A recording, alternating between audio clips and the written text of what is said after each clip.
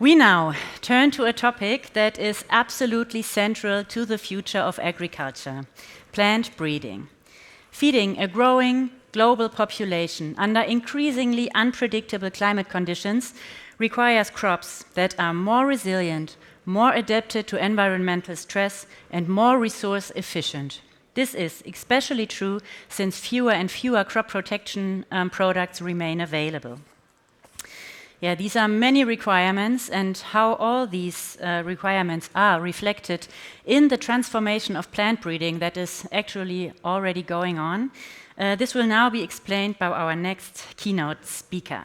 I'm pleased to welcome Dr. Urs Negli, the president of the Institute of Agroecology, former director of the Research Institute of Organic Agriculture, and absolute expert in the field of plant breeding and crop protection. Welcome, Dr. Urs Negli. Stage is yours. Thank you. Thanks a lot. It's lovely to be here. I already came for a short look in the morning, and to bridge the two topics, animal production and plant production. Last week I was at European workshop of veterinarians on animal welfare and animal health, and there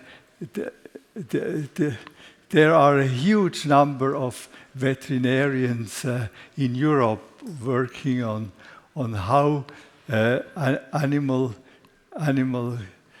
production should be organized in the future. So I think that both animal production and plant production are really crucial for tomorrow's food system and for tomorrow's agriculture. So my topic is plant breeding, a strategic investment in a sustainable future. The importance, the role of breeding is really looking at the history of food production and the history of the development of our human population is really a crucial one. If we start in 1961, we see that at that time there were about 750 million hectares of cereals globally produced. And you see that this area under cereal production hasn't increased since then, although the human population has tremendously grown since then. And so this is basically was possible thanks to yield growth since 1961.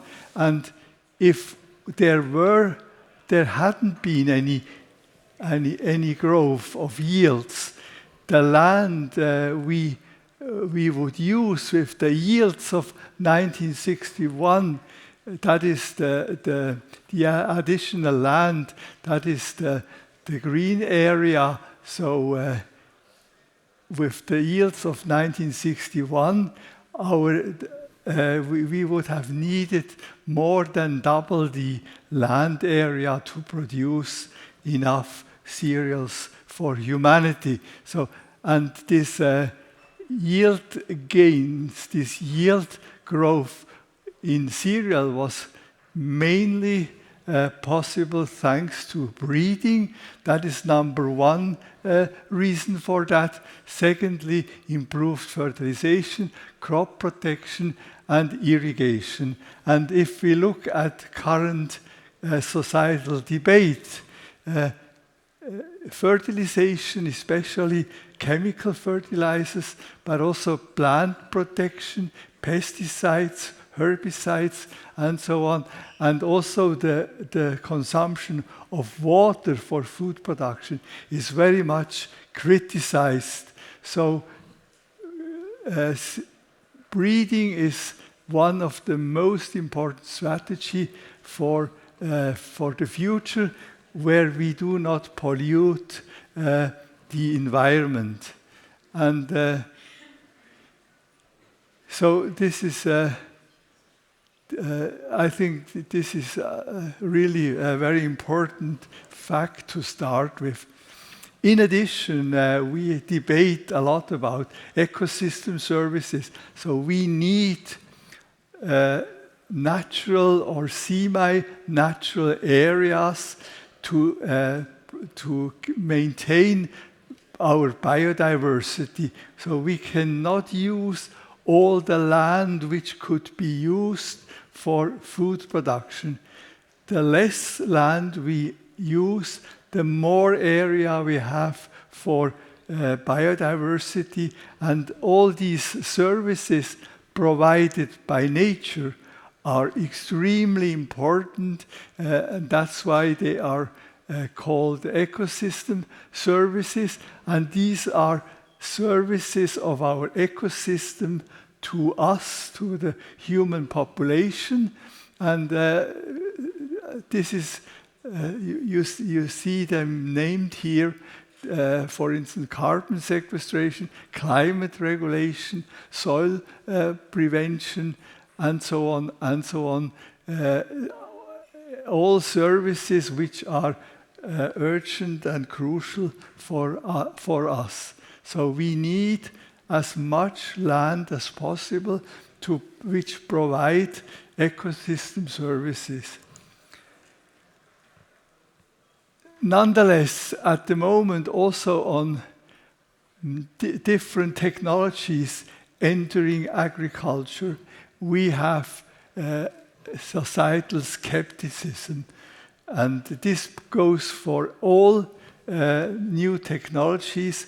So in a way, the prevailing perception of many citizens and consumers is that we should produce much closer to natural cycles or to the way our ancestors have produced food.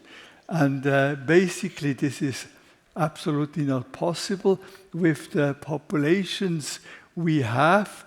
And that's why for me, reading, for instance, the book 10 Reasons to Look Forward to the Future of Johan Norberg, quite a famous Swedish historian, he said, the most important resource is the human brain, and which is pleasantly reproducible. So, and maybe it's the only resource which is really limitless, reproducible. And so we need the human brain, and we need invention, and we need the scientific advancement. Otherwise, we cannot cope with the challenges we have in agriculture, in food nutrition, and in feeding the population. So, and to all these new technologies coming up now, genome editing, for instance, new breeding methods, not traditional classical breeding, but novel ones, belong to the most important ones, but also other, for instance, robotic sensor technology and very precise plant protection methods enter the farmer's practices, daily practices, and we even see completely new methods of plant protection based on using molecular techniques, a lot of biological plant protection agents, very close to naturally controlling diseases and pests, are now under development based on double-stranded RNA, so-called RNA interferences, and this is also a molecular technology, and it gives, for instance, fungicides and even insecticides which have a very targeted, fast action when we have a disease or a pest, and which completely degrade, immobilize immediately in the soil. So such techniques are much better, 10, 100 times better than the old pesticide. So the development at the moment is really fantastic, scientific driven, and nonetheless it provokes a lot of skepticism in our society. Obviously, scientists have a huge problem to talk to the society. When we talk about crop breeding, we don't want to have such conditions like in the United States, in the Middle West of the United States, with monocropping systems. We never talk about, especially in Europe, about monocropping systems like this cornfield on the left side, because monocropping always means that it might be very practical for farmers. It is easy to harvest. It might be even the best way to have high yields, but it always causes problems which wouldn't exist without monocropping systems. For instance, this Western corn rootworm is an animal which only exists in monocultural systems. If you have a rotation of different crops, it immediately disappears. So we don't want to set up in Europe such simplified farming systems. The ideal I have in mind was created in the United States and in other parts of the world, meaning strip and contour farming.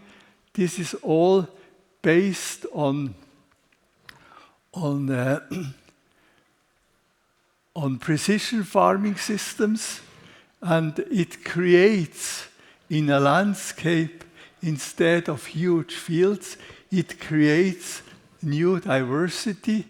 And so in that direction, we have to further develop our farming systems, our agricultural landscapes, creating via precision farming completely new diversified landscapes where we have all the positive interactions and where we can strengthen the stability of crops. So this is the ideal we have.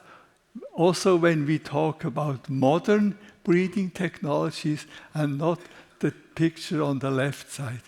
And what we also need is we need a diverse ecosystem of breeders. We don't want to have any monopoly like Syngenta or other huge international companies who have entered the breeding markets 20-25 years ago and who have become very dominant. What we need as many breeders as possible, also medium-sized breeding companies or even small breeders, because the diversity of breeders guarantees a diversity of completely different varieties of the same crop. And we also need a diversity of breeding methods. When I started very positive about genome editing a molecular approach to very precisely breed new plants. I also, in addition, think that, for instance, in Germany, we have several excellent, brilliant organic or biodynamic breeders who have a huge passion to improve crops in their own way and without any molecular or genomic techniques, but by crossing parents of a crop in a very traditional way. They also contribute to that diversity of crops we need. And in a way, all breeding activities, especially when we want to support medium-sized breeders, there is a lack of money, and especially these biodynamic breeding companies and breeders, they are at the moment mainly supported by charitable foundations to do their business, but in a way they also need money to further develop their breeding activities. So breeding, we need a diversity of breeders and breeding methods. How substantial breeding is for sustainable production can be demonstrated here with organic apple production. 35 years ago, organic apple production in Europe didn't exist because all of them were sensitive to apple scab and powdery mildew, so meaning against these diseases, these two diseases, several treatments with fungicides were needed. So in a way, and without chemical fungicides, apple production 35 years ago wasn't possible. And that's why the few producers who were able to produce organic apples at that time, they always came on the market with this black scab spots. So consumer thought that if I want to buy a chemical-free apple, I need to accept that they looked not so tasty. And the huge change came when the first apple scab-resistant varieties came on the market, and this was an interesting resistance. And so on the right side, you see the variety Topaz, one of the most famous apple scab-resistant varieties, and this was a revolution for organic apple production. And since then, in Europe, organic apples are very much demanded by consumers and the markets. So resistance or breeding enabled a new market to become developed. Unfortunately, there are only a few of these resistant varieties, and what consumers still buy is, for instance, this is typical for Switzerland, is the Gala variety, because the Gala variety is, in a way, the apple people want to eat and, of course, to buy. But such a wonderful apple here, organic, which is very, very much affected by diseases, so you cannot grow it without any treatments. And meanwhile, in an organic Gala, producers use over 30 fungicide treatments every year with copper, with sulfur, so with inorganic accepted fungicides, but in a way this is, in my opinion, this is not being honest to the consumers. Such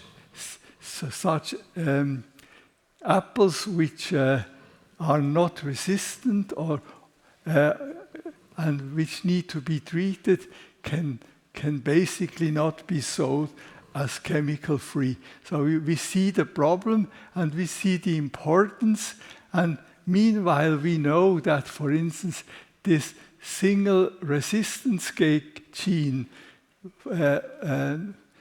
VF, this could be very easily transformed to any kind of apple variety, also very sensitive one. So one could introduce this resistant gene into a gala, and then it wouldn't need to be further treated. Nonetheless, we have problems with these new technologies. CRISPR-Cas is the most important and well-known one. For instance, we have huge conflicts because of patents. So all the breeders and scientists having developed that technology, they want to earn a lot of money. And this is a very negative aspect of the modern technologies, that we have patent issues. And that must be solved. And it can be solved. And that's why, in a way, people love this participatory breeding concepts, which is mainly supported by the organic movement. So where farmers and scientists work together and breed in a very traditional way, but with much less success than it could be done with molecular sciences. So this is very nice, wonderful, but on the other hand, it's very difficult to achieve what needs to be achieved for modern production. You see here we have organic people, we have NGOs, and we have science, all very interested in breeding methods. And they have different red line they don't cross. So organic only uses the very traditional crossbreeding techniques. NGOs tolerate also modern technology breeding techniques, and what is not accepted by neither organic nor NGOs are genetic engineering, but also the modern thing, genome editing, although it is quite an attractive method, and it was invented by Jennifer Doudna and Emmanuel Charpentier. The power of breeding is really tremendous. It's a masterstroke of human history. If you look the brassica, which was a weed, and what has developed via selection by human beings is a wonderful number of vegetables, from cabbage, kohlrabi to broccoli, cauliflower, all stemming from one weed. And that's breeding over century. And also if we look at modern barley varieties compared to mouse barley, the wild grass, and also for the rye and the brome, all these grasses have been developed to modern varieties and modern cereals, and within that time, the the 1,000 grain weight of these new bread varieties are 50 to 100 times higher, meaning that producing meal from a mouse barley that would have kept that would keep a housewife busy for 2 days compared to the modern varieties. So you see the power of breeding. And we also see the power of breeding in feeding the human population. This rice, in rice we have certain diseases, rice blast, for instance, and the yield losses through this disease is huge. And there are calculations that with breeding, with molecular sciences, the avoided yield losses could feed 6 million people globally. So conclusions, plant breeding, in my opinion, is central to the future productivity of agriculture. Different farming systems require a diversity of breeding approaches. I'm not only talking in favor of genome editing. I don't want to talk in favor of any kind of breeding methods. All breeding methods are similarly important. Environmental goals can be achieved because we can strongly reduce the use of chemical pesticides and mineral fertilizers, and we have a greater resilience to stress, such as drought, through breeding activities. These challenges are difficult to achieve simultaneously with conventional breeding approach, and that's why a lot speaks for applying these modern breeding technologies. Especially genome editing is really a powerful additional tool.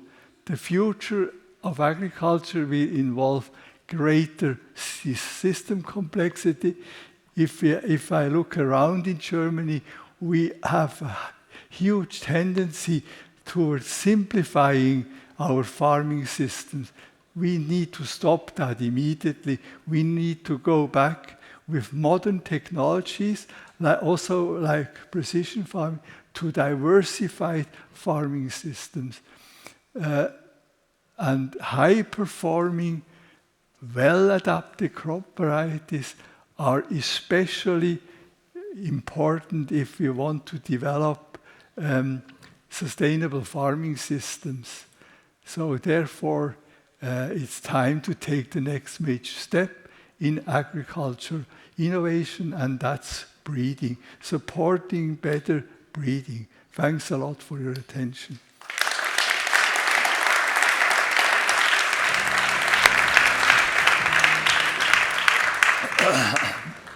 Yeah, thank you, Dr. Nigli, for this great presentation, and I think everybody can feel the love and passion you have for breeding and how great a tool it is.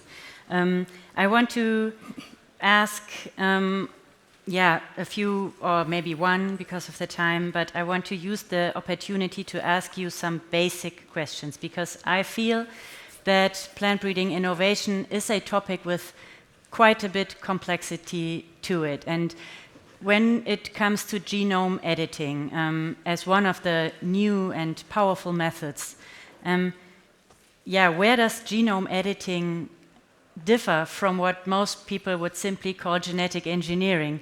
Because you said that people are not really understanding, or they are skeptical about these new methods, but maybe we have to explain genome editing different from genetic engineering. So where is the difference?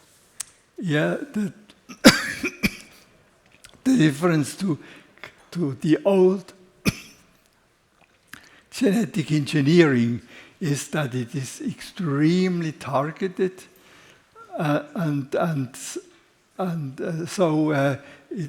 we really know what we do, what we change, and the old genetic engineering was a little bit a method which was absolutely not targeted. It was by chance something happened. But in a way, what is also important, because we have done that for many, for 3 or 4 decades. For instance, we have put chemicals on seeds. We have put radiation, radioactivity radiation on seeds to provoke changes in the genome. And then we have looked what happened, and then maybe something good happened, and then we have taken that out, and we have started to produce a new variety. Old genetic engineering is the same way, but now genome editing is extremely precise. We exactly know what we do. Well, and thank you. And I take my time for one really last question before I move on. But the EU differentiates now between NGT1 plants and NGT2 plants. And I'm sure you will talk about it later. But NGT, I don't know if you all know it. I didn't know it before. So it's new genomic technique. And the NGT1 plants, they are meant to mean minor breeding modifications. But what is a larger breeding modification? So where do they draw the line between NGT1 and NGT2? And I don't know, probably you could speak 2 hours about that, but just to understand it, it's really so complex. Yeah, in a way, this line was drawn by chance. There is it again, the chance. Below 20 changes, it's NGT1, and above it's NGT2. But you cannot say what is better or what is worse. So in a way, we see that only with a few changes, we can also have a huge impact on the product. And in a way, this is an additional security for people that it's really not, it has not changed a lot. Okay. Thank you so much. You will be in the panel discussion later, so there's much time to ask questions. Yes, and thank you.